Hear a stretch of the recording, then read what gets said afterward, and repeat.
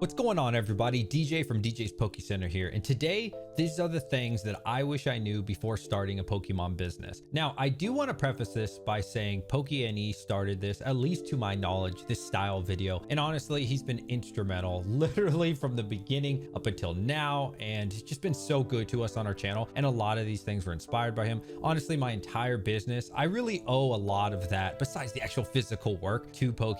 So shout out to my boy Brian. And so anyways, we're going to discuss that. So the first thing, auditing. Oh my goodness. If you make a Shopify, I don't know so much about Wix, but I have heard that they do also audit. I will say, track all of your items. The hardest thing probably going to be is like your collection that you start with, which I still haven't fully figured out for tax reasons. I think I'll just talk to my friend who's an accountant, and taxes are due pretty soon. So like the starting inventory, I do have the number of it. I'm not sure like exactly what you do for that, but do keep in mind Shopify is going to ask you for evidence. So they did that for me super fast. I'm talking like 1 week into my business. Now that is insane because they also closed my business on like the second or third day because they tried to charge me $1, which was like the first fee or whatever. And my credit card company blocked it, or my debit card company blocked it. So they closed my store for a month. Anyways, they are going to audit you. They're going to want to see an itemized list. They're going to want to see evidence. Where did you get all of your product? And so if you buy everything off of Facebook Marketplace, you better have an answer for that. So keep that in mind, dude. If like you're only buying off of these like local scalpers and stuff for your inventory, no judgment here, but I am just going to let you know it's going to be very difficult to prove. So get ready.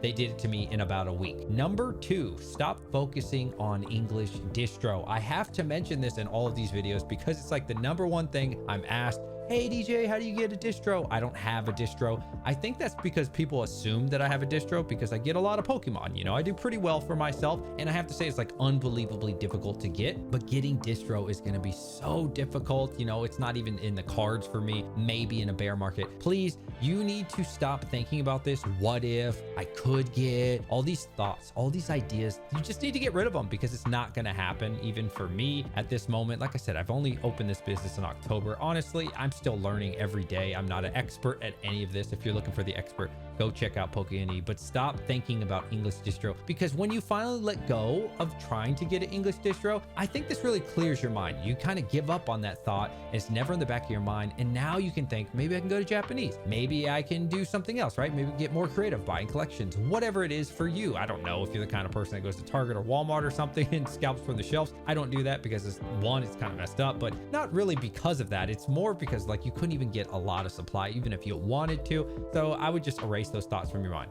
Okay, number 3, boxes. Oh my goodness. Look how many boxes I have. Do you see that tall one right there? I bought about a pallet and a half the second time, because the first time, I'm not gonna lie to you, I did watch Brian's video and I got most of the things that he got, but a lot of the boxes that Brian recommended were super expensive, like $3 to $4. And that's because the size of them, they are huge, Goliath. And guess what I really needed? I planned for people buying 1 ETB, 2 ETBs, maybe even 3 or 4, but I never planned for whales coming in, which we'll talk about later in the video, buying 12 at a time. And so I did not have enough boxes. I did not have enough of the variations. I did not have the sizes that I needed. And so, after a while, I guess what I did. You can see right there in the background, I bought a bunch of the larger boxes, and there's a lot more than that. You can't even see on screen. I ended up spending the first time probably $700, maybe $800 on boxes and bubble wrap. And then the second pallet was just boxes. I spent $1,500. And that was about $200 of just shipping it. It is really expensive. They'll drive to your house on this huge truck. Worth every penny in my opinion for Uline. I know September, I think it is, which is really far from now. They do free shipping. So when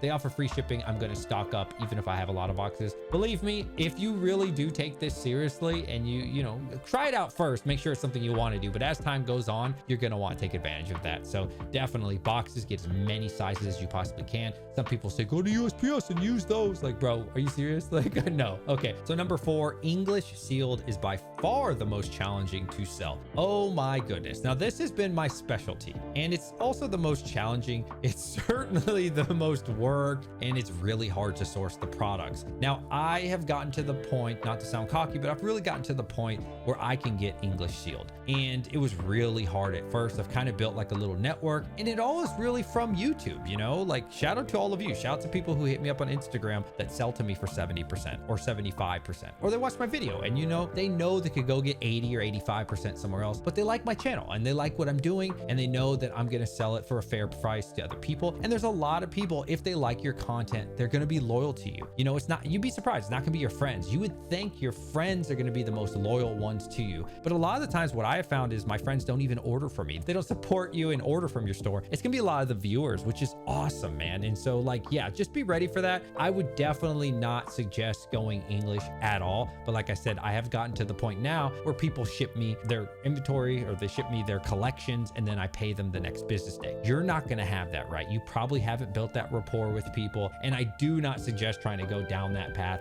Listen to Pokémon, man. Start off with Japanese, you know, maybe you can buy some collections, which collections are really, really hard to find. And again, nobody's gonna know who you are. They still don't even know who I am. I don't even think we're at 2,000 subs yet at the making of this video. So like, we're a nothing burger, and do not get used to that. English Shield is by far probably the most challenging and worst thing you could do. I just worked really hard, worked through it, and got to a good point, but you don't want to be that person, trust me. So number 5, order your Japanese Pokemon earlier than you expected. Oh my goodness, man. I have got screwed over by UPS twice now on both of my orders. Actually, I've had 3 orders, but the first order, they were like 3 days late when Mega Dream came out. It wasn't really their fault, so I'm not going to get too mad at UPS. It definitely wasn't my supplier's fault. My supplier sent it to America, wherever it was, and it was no problem. It's the UPS side, right? Because we had a weather advisory for literally 1 inch of snow. UPS and like all of Virginia panicked and shut down for 3 or 4 days. So my shipment was 3 or 4 days late. Well, as you know, when a set first comes out, I did buy the 3rd batch, which was significantly cheaper. That was like the best thing I ever did, was not buy the first day batch, which you should never do, by the way. Yeah, due to snow, I mean, it was really bad. Like that price went down so much and I lost so much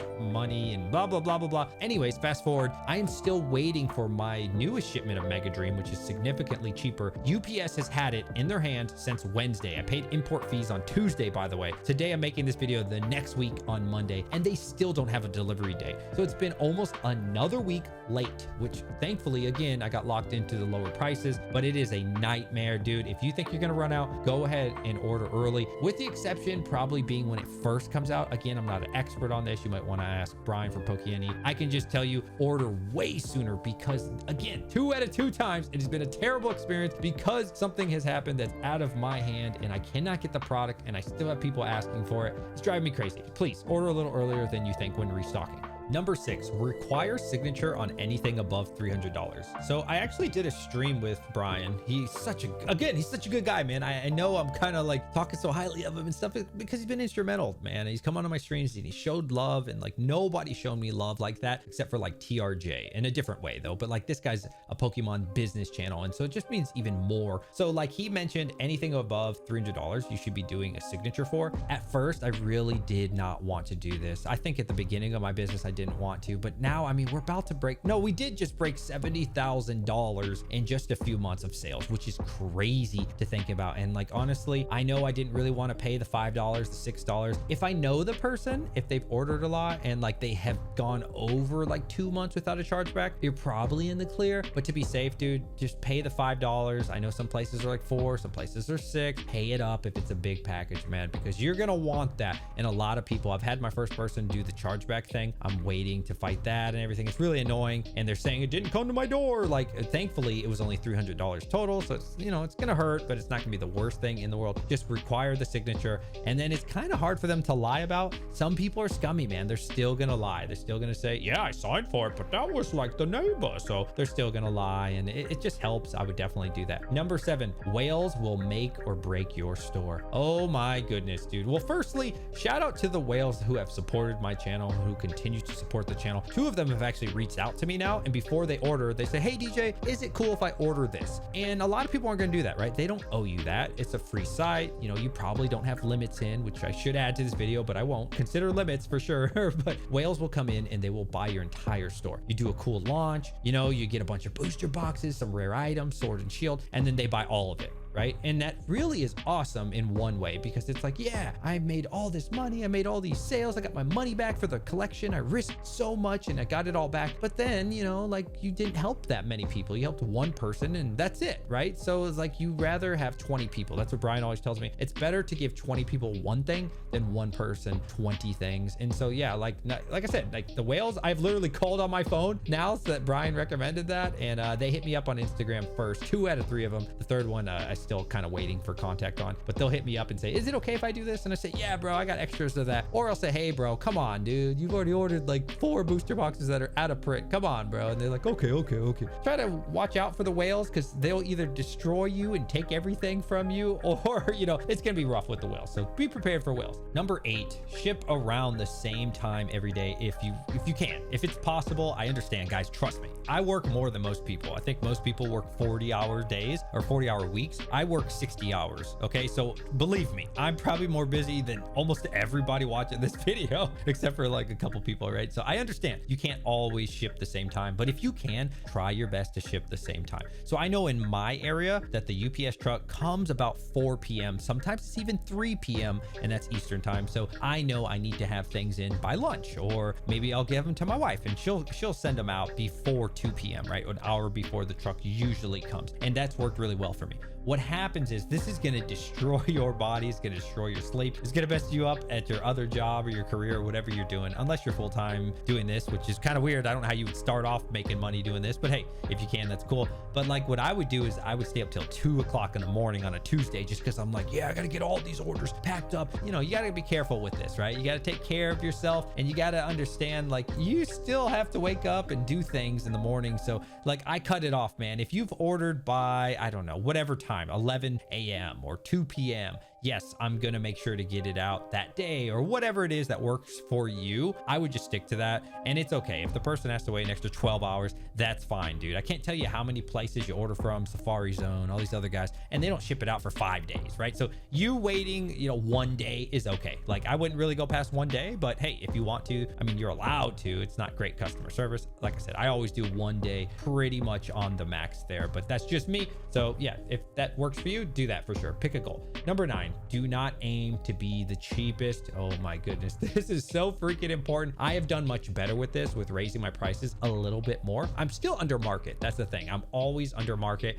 Sometimes it's not much, right? Sometimes it's 3%, sometimes it's 5%. It really depends on where I'm getting the product from and who's selling it to me and what they're selling it to me for. If they give it to me for 70%, well, guess what? I can give 5% off of market. And if I have to pay 75 or 80%, dude, I'm gonna be honest, for the really good stuff, I can only give you 2 or 3% off. Now, why is it so important to not be the cheapest? Well, Brian talks about this, but we're also gonna talk about what Alpha Investments says. Rudy from Alpha Investments always says, never be the cheapest, because when you be the cheapest and you attract these type of people, what they're going to do is they're going to see an item on your store one time for, call it $69.99, and they're only going to buy from you because you are the cheapest. The moment that you raise your prices $3 because, you know, UPS or USPS raised the prices during the holidays, which by the way, they did, and I have to pay that and I don't charge my customers, they're not going to want to hear that. They don't care about it. All they're going to do is be addicted to the dollar sign. And so when you're not the cheapest, there is no loyalty to you. And so yeah, why would you be loyal to people who are not going to be loyal to you?